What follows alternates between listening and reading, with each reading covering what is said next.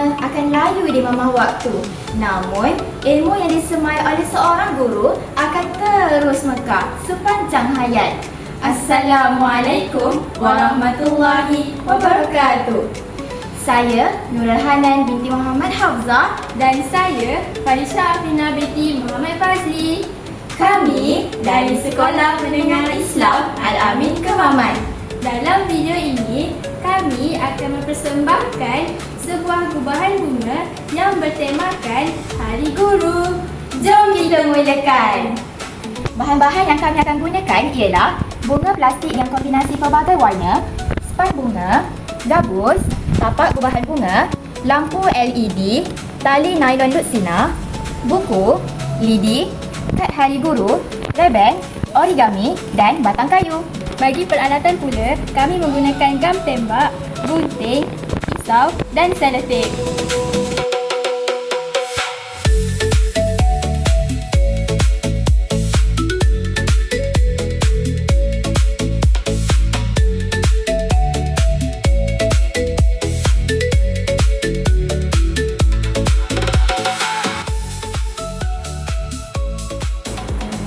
Ini adalah bentuk gubahan bunga kami. Mula-mula, kami akan hiaskan dengan buku.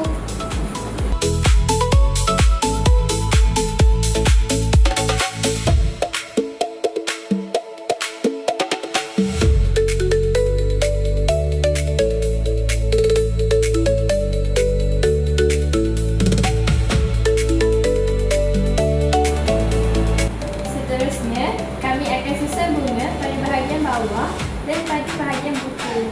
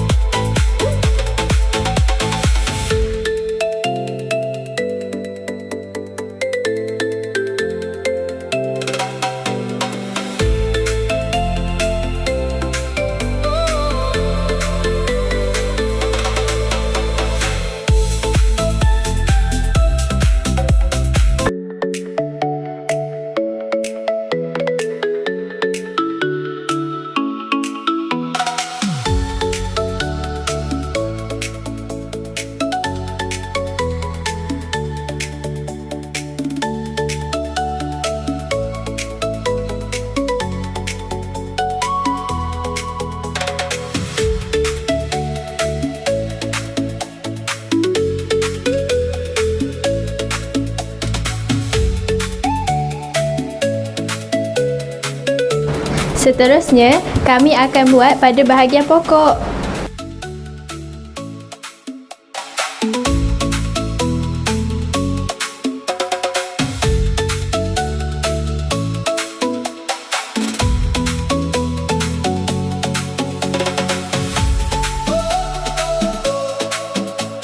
Inilah hasil gubahan bunga pada bahagian pokok. Seterusnya, kami akan hiaskan gabus ni dengan bunga keringgi.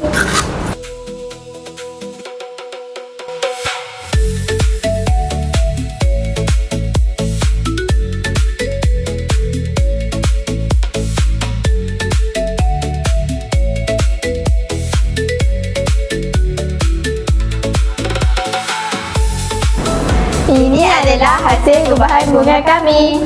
Buku di bahagian tengah melambangkan ilmu yang dicurahkan oleh seorang guru.